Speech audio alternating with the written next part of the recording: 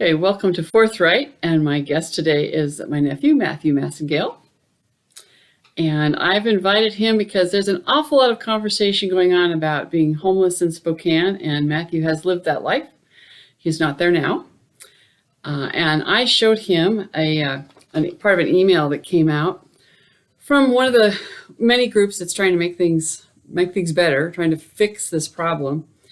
And this was a homeless camp plan that came out from a group that's looking to start an initiative called Spokane Cares. And I showed this to Matthew, and there were a number of initiatives on there, but it was number 4 that caught your eye. Talk to the occupants at existing camp and get their input is what they feel they need in order to have basic, decent life support. So I've tossed that question to you. What do you think people need?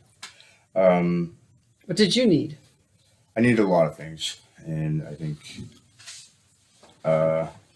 if they could get a little bit more in depth, maybe past just clothing and essential needs, up into resources and stuff that could help these people get out of the lifestyle that they're in, and towards, wanting to be part of a community, first of all. And then that community needs to start in their own little community. Kind of start building community within the homeless group. Yes. Yeah, we talked a little bit about that, about how there's so much of a difference between those who are still totally enmeshed in drugs and those who are trying to stay out or trying to get out. And you mentioned that there was a need for it's like you need 2 different camps. It's, now that I'm actually rethinking it, it is extremely hard to even want to even try to stay away from that when it's always around you. And it's that in every homeless camp is what they call them anyways, whether it be a big one or their own separate one. They call them camps. It's rampant up in there, and there are many people that are trying to get out of that but can't, because the only places they can go are just mini hubs. Mini hubs? Yeah. Like for drugs. For drugs. I know we drove past an encampment the other night coming back from an event, and you said, "How did I not know that was there?" And yeah, they should be shutting that down. I mean, where it is, and I looked at it, and it's all that they can do. I mean, they don't have anything other than tarps, tents, and stuff like that. So, but I think that even if there isn't going to be this past or anything like that, I think they should just put porta potties and stuff there anyways. Just to take care of the problem. Just take care of those problems. Yeah. And then, I also said earlier, I'd say sharps containers and stuff like that, but then I rethought that one, because you're gonna have everybody in the middle trying to break into it to get something back out. Yeah, that would be a problem.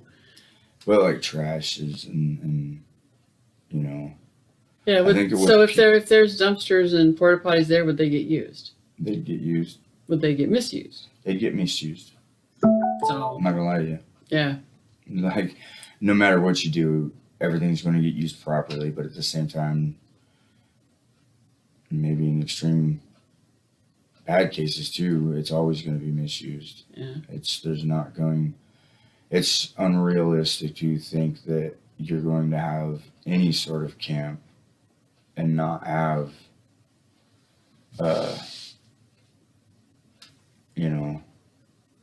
not have problems. Yeah. And yeah. Yeah. What you had mentioned, that one of the things that sometimes people just need is ground cloths. Yes. When it's this cold. Man, it's really easy to freeze to death.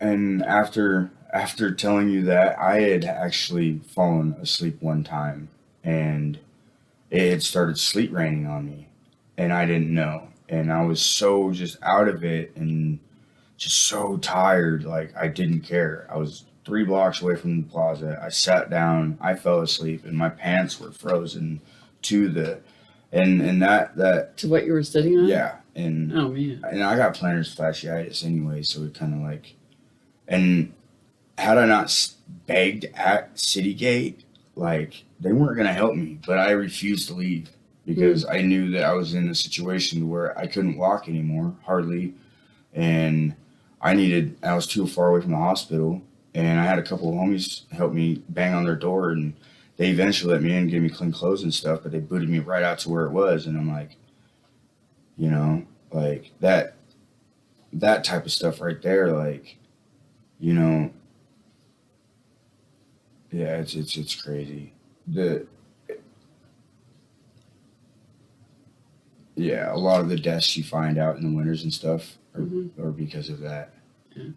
Well, so the city went and opened up the convention center last time it got really cold, and there was a lot of damage. And we talked a little bit about that, and just about how do you deal with finding a place for people?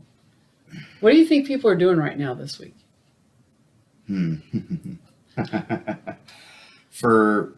Are you talking about them? People who are still out, who are out homeless right now. What are they doing right now? They're trying to find a place not to be found and screwed with. Honestly, there isn't. So, and when I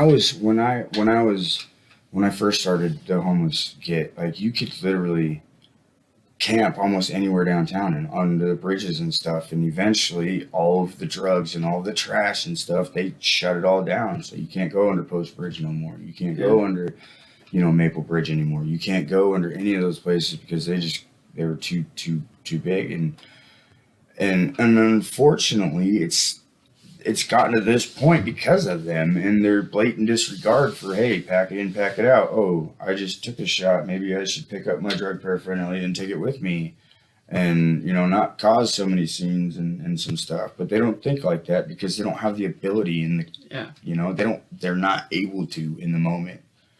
And you're going to come across a lot of that. And especially in like arena, like, warming centers and stuff like that.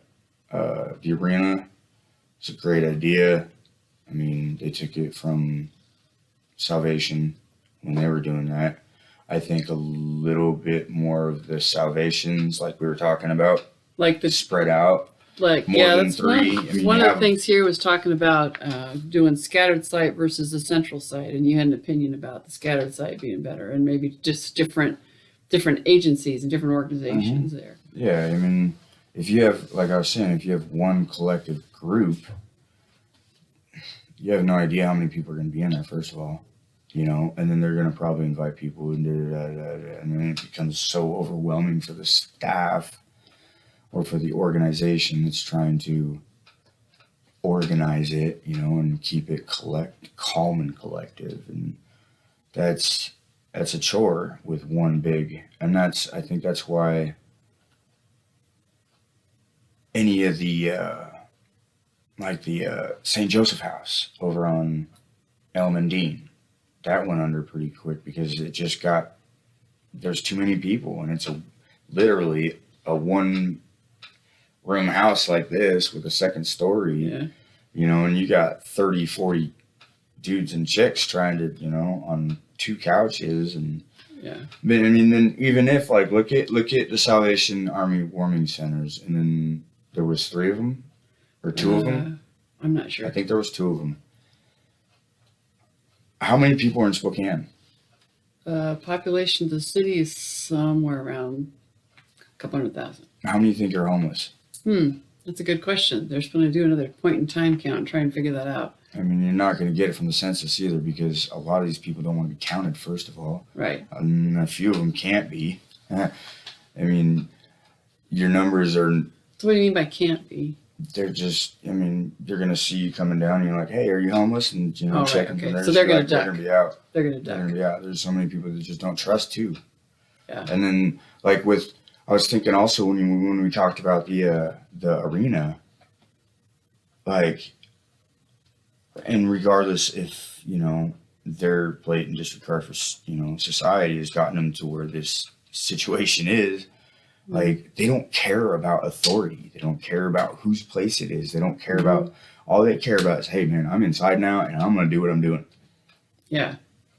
And then that's where we go to where he said, go and talk to each individual, find out which, you bring them all in to, these places, and then, hey man, what's you're gonna be able to tell right off the bat where Kind of like it's one person at a time. We talked about the story of the kid who's walking across the beach and it's high tide or it's low tide, and he's tossing one starfish at a time back into the ocean, and somebody comes along and says, well, you're never going to save all of them. It says, well, we'll make a difference to this one. And that's kind of the impression I'm getting as we've talked, is that there isn't a big systemic answer. If we just do this, it'll be fine. It's just going to always be, because it's never going to be fine.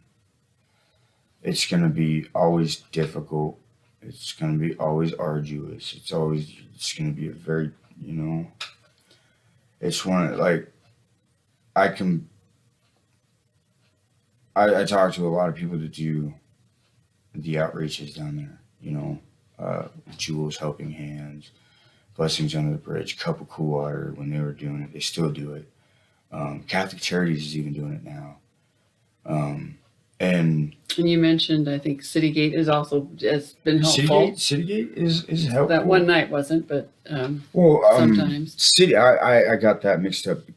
Citygate, the Citygate,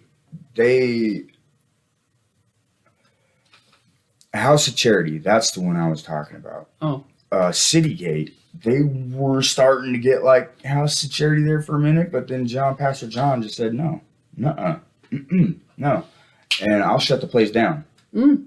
I'll shut it down. I don't care if you guys want to and they were losing funding and stuff like that. They couldn't get donations for a hot minute there.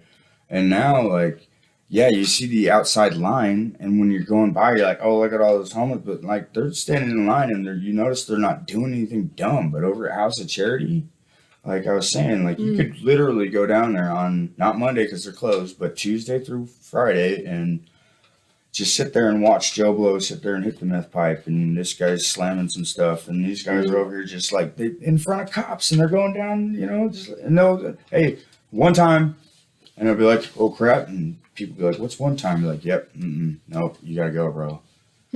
It's a dangerous block, and I'm not trying to talk crap on them and stuff, because that's the only place that they're all allowed to be. And at night, so they're kind of serving that part of the population. Yeah, and and at night they kind of run them off because those are private places. But they're like, "Hey, man, are you sleeping here?" And they're like, "No, we're just like, we're packing up." And if they don't, they come and they sweep their camps, and they take all their stuff and they throw it away. You know what I mean? Okay, so now you got the cops coming down here. Yeah, you're responding to a complaint or something, and they're just doing some stuff, and they have stuff, and you give them literally 10 minutes to pack up everything they have. And if they don't, you pack them up, and then you take all their stuff, throw it away. And then now they're back at square one, and say this is the guy that wants to get out and some stuff. And he has been struggling really hard to not go across the street literally and go get that bag every day. And now he just lost all his stuff because his mom couldn't get up, and, because she's got a big old abscess on her stuff. And, and then they decriminalize drugs. Like, you can't decriminalize drugs and then complain about the drug problem and some stuff. Okay, that's a really interesting thing, because there's a bunch of people that say, "Oh, we have to decriminalize it because you can't afford to keep them in jail, or you can't afford to take all the money you're putting into all that and just put it into like real resources." So let's talk about those resources for a bit, because you were talking about how there's a lot of places that have resources posted, but they're all out of date, or they're long waiting lists. I'm going to start with prison. So you guys, not you guys, but like I know what the you system mean. Puts in. I was going to say, you guys have to understand that, like, a lot of these people come in Spokane that are homeless are coming from prisons, and and they house a lot of different people here in Spokane, you know, and a lot of them end up going homeless and stuff. And if from prison, just starting from prison to here, there's almost all of their resources are outdated. Mm. The if you go down to Frontier Behavioral Health, used to could until I don't know somebody decided to update a few things. The pamphlet that they give you, half of them don't even. And then Catholic Charities used to give out a. They didn't give it out. I stole it. I'm not gonna lie. I stole it because they would not give it. They wouldn't give it to me. Yeah. They wouldn't Okay. let me borrow it. It was the 2014-2015 Resources Handbook for Spokane, and it literally had every resource I was trying to get at the time. But a lot of those resources were not. It's just like these people They go didn't through. really exist. Okay, well, look up on the internet. Places for transitional homeless people. Oh, it's got a whole bunch of lists. I'll just write them down. Without checking to see Yeah. if they were valid still. Yeah, and Wow. and those are like the sticky notes and some stuff that are up at House of Charity. Hey, you want to get some mental health? Go to Frontier. Why? Why? I get better help from my self-medicating than I do half of the time from them. Yeah, because you said, let's see, you tried making an appointment a couple weeks ago. Anyway, it's a month out. Yeah, it's a To get month to- out. A month get and to- 3 days out. Yeah, which is It's ridiculous. And oh man, I don't even want to get on that topic, man, because like there's no help for the mental health community, and if there's no help for the mental health community, then you can't expect the mental health community on drugs to even act accordingly to their own accord. so the drugs are a self medication, is what you think? I know. Okay. I know. A lot of the times, I know for me growing up with Ritalin and Adderall, it helped me.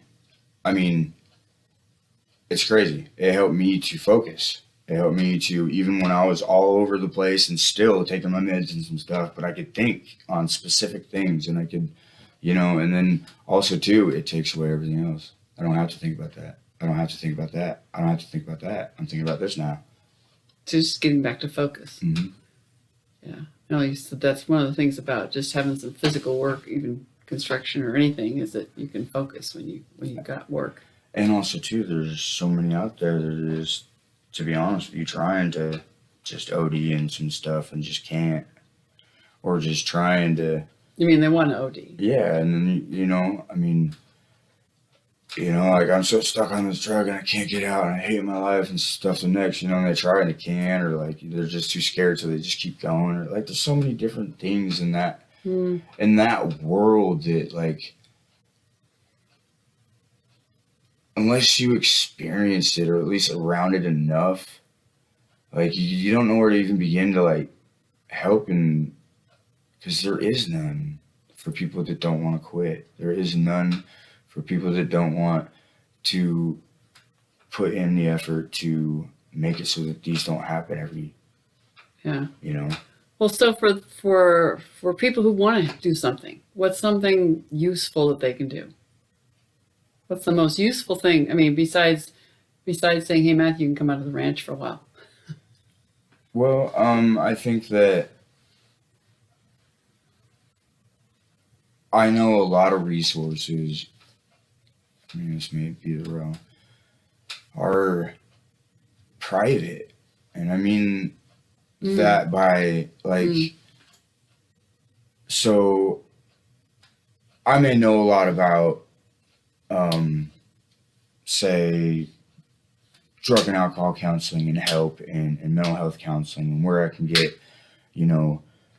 reliable help because I've been down and through those loops and hoops and stuff with all these people. You may know how to get, resources into the community via this, this person might know, hey, I know this person. And that's how, if everybody that knows a little bit of something in whatever area they're covering, and if they don't, and they know somebody that does, like sitting and being quiet is like perpetuating the problem.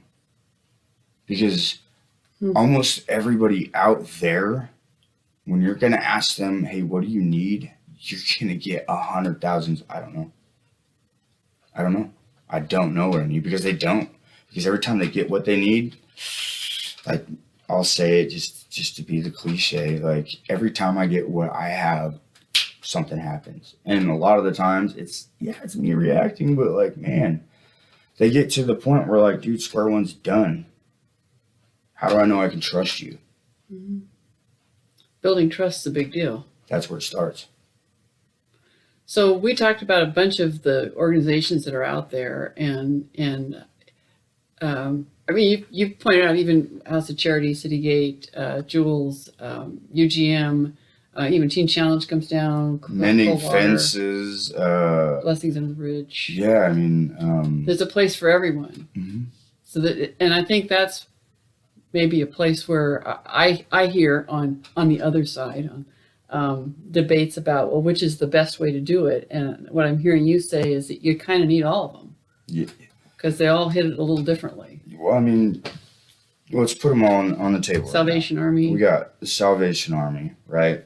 They have lots of resources, but I'll tell you right now, if you're a father and you're not like married, you're not getting into any of their apartments and stuff with your baby and baby mama.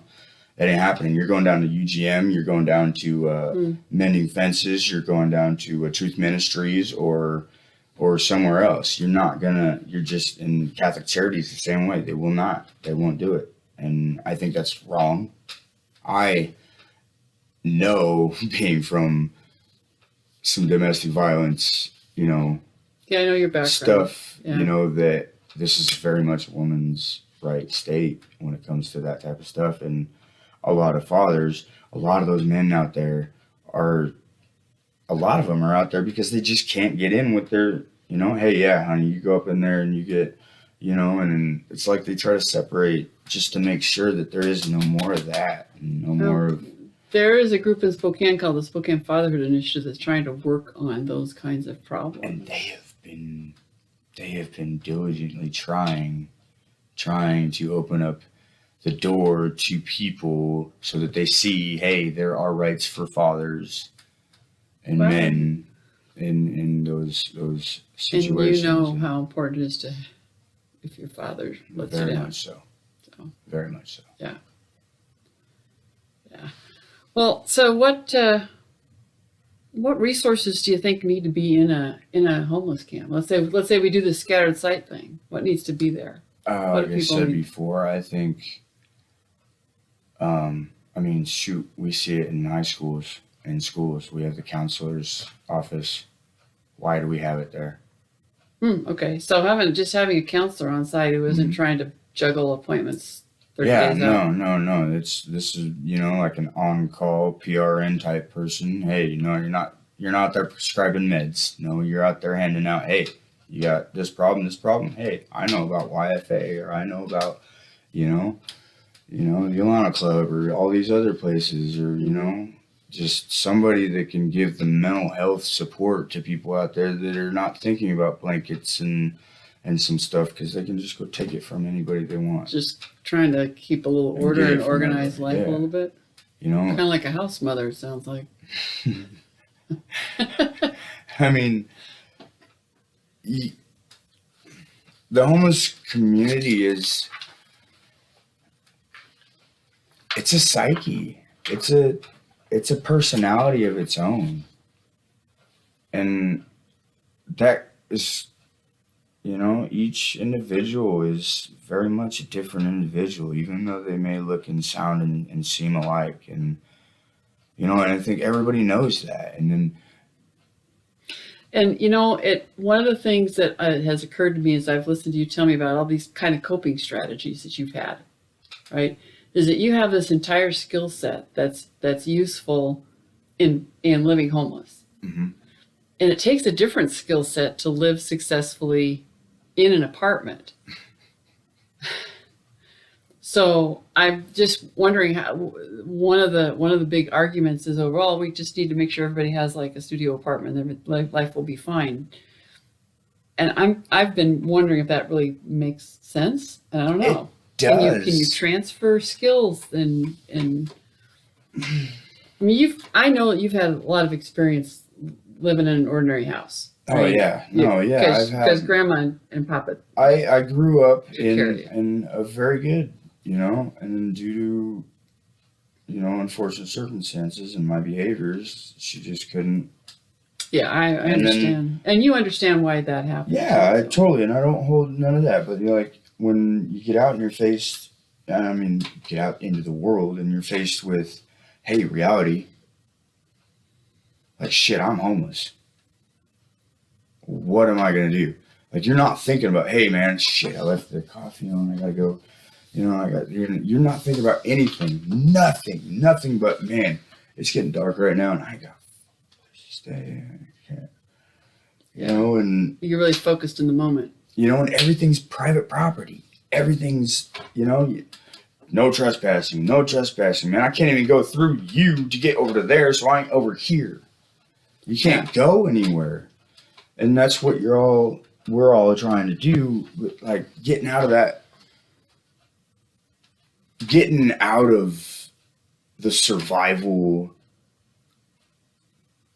dog eat dog like mindset into the, hey, we have rent is due on this day, and utilities are due on this day, and I need to wash the dishes. I mean, it's a whole different routine. I mean, in order to be able to even start thinking like that, you have to start thinking about the things that you need to think about before that even starts happening. Yeah. And that's... It seems like that's a bit of a problem with the housing first idea, is that it sort of assumes that just having the house solves all the problems, and it just... No, because unless you're giving them to them rent-free and paying that water and electricity yourself, half the time ain't none of them going to be able to do it, because half of them too strung out or just don't know how. And like a lot of these kids, like the millennials, and like, wow. I still think of you as a kid, but then No, I'm very much a kid, but no, you're not. Like my little 12. brother's age, in his early 20s, and like these kids don't even know basic life skills, let alone, and I'm talking about the homeless community. Yeah. Let alone, but they've got some life skills, but they're for coping with being homeless, and that's not the same thing. Oh, they got plenty of life skills, but they don't have the skills necessary to, manage, their own pocket money, let alone rent money, and and then like turn around and tell them like, hey, you buy that for how much a day? Okay, and then that's that much, and then you throw it to them. That's this much a year. They're like, no, You're like, yeah, man. Basic financial skills and just stuff like that. They don't have it out there. Financial maybe, but. Yeah. So one other, it's a different kind of financial. Mm-hmm. When we were driving through town the other day, and I could tell you were getting tense as we were getting right downtown, because you've been connected into the drug scene, and you knew all the corners. You knew probably who was on the corner, and you said you couldn't go downtown anymore because it's just like it's going to suck you back in. As a matter of fact, when we were going up to that dinner, we hit the Walmart stoplight, and there was that old man with the little striped vest, and the dog, and that was my Uncle Jimmy. Oh. And I'm just like, I can't go anywhere, literally, if I want to get out of that. And that's what it is with everybody down there. Like, yeah, I would love to, but everybody I know, literally, if I go there, like, literally. And that's what they're like. I can't go chill with Susie in her tent, because Susie and George and Elliot and, man, even my mom, like, darn, man. Yeah. Like, and that's what it gets. Like, you have to you need a new environment. And that's hopefully what we can find. So you're on a housing list, but it's probably going to take months, and you told me you were a little concerned about, who's going to be next door. If it's somebody who's still using, then how do you stay away from that? You know, I'm gonna be completely honest with you. You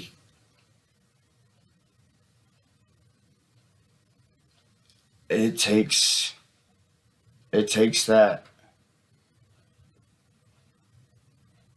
that God concept. Like, you gotta find it. You just have to want it. You have to be sick and tired of being sick and tired. And when it gets to the point where, like, dude, all I'm getting is what I'm getting, if you can get them to see that, even if it is for 4 months, even if it is for 2 days, even if it is for 10 years, a year, it doesn't matter. Like, they got out For at least long for a enough while. to, pull out of that fishtail and out of that ditch. That's quite an analogy. That it's like someone who's gone into a fishtail, and they're either going to go into the ditch and crash completely, Well, and or they can that pull comes out down, of it. you only get two choices right there. You either know how to correct it or you don't. Yeah. And if they don't, well, then somebody needs to show them, or else they're going to die. Yeah. They are.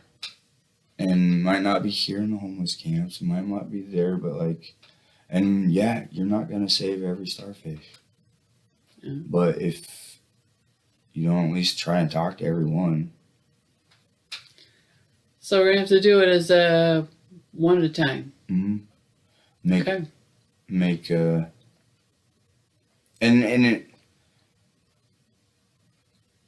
So then what happens if it becomes overwhelming, Yeah. for The the thing. for the for the facilitators? Now, I'm not talking about the camp, but for the proposition here, because there are going to be points, and there are going to be times, and there are going to be situations that you've never dealt with. There may, there could always be violence, and that's something that, especially nowadays, and at nights and stuff, they usually don't screw with the outreach people, because a lot of people screw people up who screw with the jewels and stuff. You just don't be mean to people like that. But, like, there's danger. It's dangerous down there, and I can't I know stress enough how. Yeah, that there's a couple of videos going around of some just flat out shootouts out on. I'm not going to say where, because it'll just make it sound like I'm jumping on one area of town. But at any rate, two cars pulling up to a stop sign and shooting at each other. Persistence and diligence on this matter. I mean, if you're gonna go ahead and want to do what it takes to take the first step in the right direction, and the right direction is every direction. Any direction from where they are. Mm-hmm. Okay. You said something about the housing. Just give them. Just give them all an apartment and everything's fine. I mean, that there are a couple. I believe it's in Oregon. There are a couple communities that do the tough shed. The tough shed thing. Yeah. The like a tiny house thing, and and if they had like make a tiny house encampment out of it. Exactly. Each person's got like a 20 by 30. Yeah. Something or whatever, and then they had a communal. Like porta potties. But they so that gets back to what you're saying about people have to want to reconnect with community, and be willing to connect with others around them, but keep it in a smaller group instead of a giant group. And so that's where you'd go, okay, so, well, if you are able and willing to, do you want to be part of society? Yeah. You're showing, okay, we got these tough sheds and some stuff over here. And then for the people that don't, we got Tent City over there. Okay.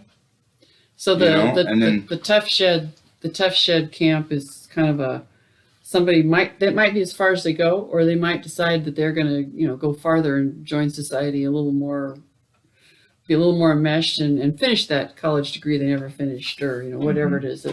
And that's where I kind of brought in Slap City, Yep. the first go around. Yep. That's basically what it is. Slab City, it's down in Nevada. Yeah, it's they run it pretty good, and it's their establishment. It's a sovereign nation pretty much, and each person picks out their own spot, and they got they have art displays out there. They got museums of their own. They have musical culture and everything, and they don't allow It's a little drugs warmer and some climate. stuff. But they don't. But not allowing drugs is a big thing, because then somebody who wants to step away from that, they don't have to put up with neighbors that are still stuck. And unfortunately, that's the big problem with the homeless community out here is UGM. You can't even go there if you have drugs in your system because you're not going to pass the drug test. Yeah. So in order for you to even think about going there, you should probably think about quitting 30 days before you go, because in almost every drug out there, marijuana anyways. But anyways, like a lot of these places, not a lot, a few of the good places that allow you to get up and out, yes, they do require you to not have in your system or drugs to live there. But what about the people, So you need to deal with the people that are still on, but you also need places that are safe to go if you're trying to be off. You have to have Kind of need all of those steps. You have to have a spot for both of them. Yeah. Or actually, technically, there's all three. You got the ones that don't want to, the ones that do want to, and the ones that just don't know what the hell's. They don't know. They don't know because they're so. And then those people are the ones that are creating a lot of the problems for these, because they don't know. They don't even know if they care about life enough to even care about what's going on around them. I think it does come back to the mental health. It is a lot of mental health. Yeah. I think that if every group that went down there handing out socks and stuff, if you know of a good like pro bono lawyer, if you know of a good, cheap or whatever, like psych or like this or anybody or anything, man, print out a card and just throw it out there. Mm-hmm. Just put it in a bag. Here's a thing of card. What's this? I'll just go through it, man. Put resources that are current in those bags. Instead of like Joe Biden giving out drug kits and like, come on, man. Decriminalize drugs and then give them kits. I understand like the needle exchange and some stuff. That's right on, but like, dude, giving them and then not. That's what I said earlier. I was like, you can't decriminalize drugs and then complain about the drug problem in your city, especially with the homeless community. Mr. Whoever passed that. Okay, because that's making it hard for anybody who wants to get away from them. Not just that, it's making it hard for the cops to be like, hey, well, we can't do anything. There's nothing we can do. We can't even take the drugs from them. We can take the paraphernalia because they can't have it in jail, but we're going to release him, and he's going to go get more drugs, so. Yeah. Oh, yeah, we probably won't even arrest him because it's not a violent crime right now. So we just took his drugs and set him on the streets. Didn't even really search him either because we can't search his bag. It's pointless. I think that I know some cops who would probably agree with you that that's just frustrating for them. Oh, no, I've talked to the guy. Well, I'm not going to get into that. Anyways. That's okay. But yes, and for them, hooray for them. And I don't normally do that. Because they go, especially with the COVID, especially with this, you're going to have, and these if this goes down, you're going to have situations that are going to make you want to shut these places down. Yeah. After they're up. And that's where you gotta stay true to your guns, hold your grit, stand your ground and be like, look, man, we're trying to help. And like the only way it's gonna happen is if you have the Noah and the Mark, willing to put up and just draw the line, like, look, man, you guys can't do this, and like make them see what they're gonna lose. Okay. If you can paint a pretty enough picture, and everybody knows this, build it and they'll come. But also too, like, they have to see what they're gonna lose. They have to see, also that they're wanted. and accept it, and like you care about what you're asking, and you care about the answers, and because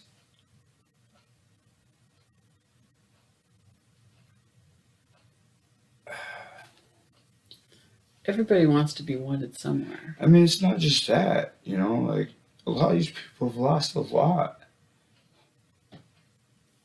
Yeah. And you'd be surprised that, yeah,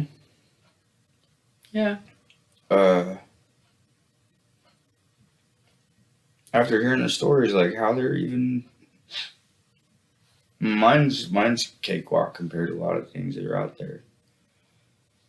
But for a long time after that, I willingly went homeless because it was just a better lifestyle than what I was getting. But did you just not feel like you were worth it? It was never that for me. Not on the homeless level, really, because I knew that no matter what I had, I could bring to the table to anybody in any situation that I was around. And I think that's why I was always like accepted wherever I went, and always had no problems, and never had any problems until Spokane became what it is now in the downtown area.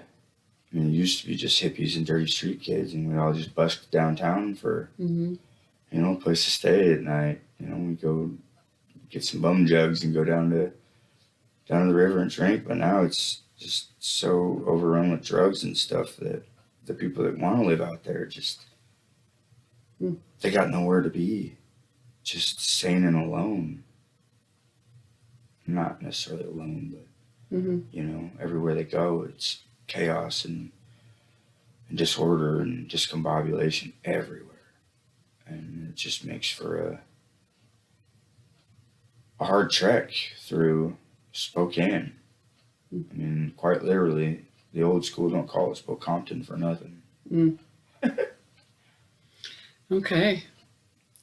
Well, Matthew, I am glad you were willing to sit down with me, and I'm actually really sorry I didn't hit the record the first time we had this chat, because there was some other good stuff in there too. But I'm going to invite people who have questions. You got a question you'd like to ask? Please. Drop me an email and I'll be happy to ask Matthew, and maybe we'll do another one after we get some questions collected, and let people know what life's like. And but right now, I think if we're looking for the magic systemic change that fixes everything, it's not there. It's going to be one person, one starfish at a time. Yeah. Okay. All right. Thanks. Thank you.